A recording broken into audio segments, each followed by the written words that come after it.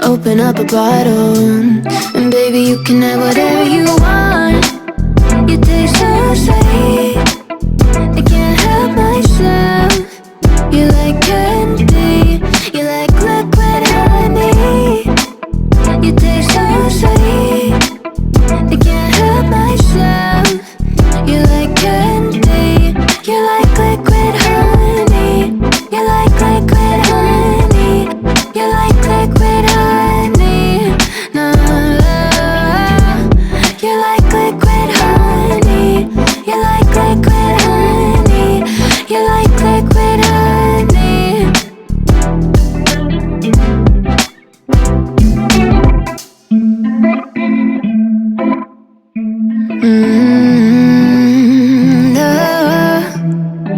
No, I'm looking down from up in the sky. I don't like it. Oh, I've been without you for all this time.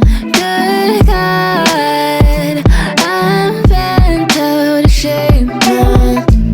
You got a body like a model. You got a body that you always find. Open up a bottle, and baby you can have whatever you want. You taste so sweet, I can't help myself. You like candy, you like liquid honey. You taste so sweet, I can't help myself.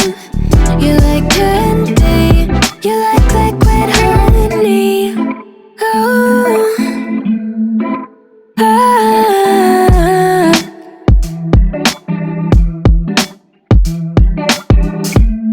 we're moving places I can't control. I don't know how to be without you. I don't feel whole. Look what you've done to me now. You got a body like a model. You got a body that you always find. Open up a bottle, and baby you can have whatever you want.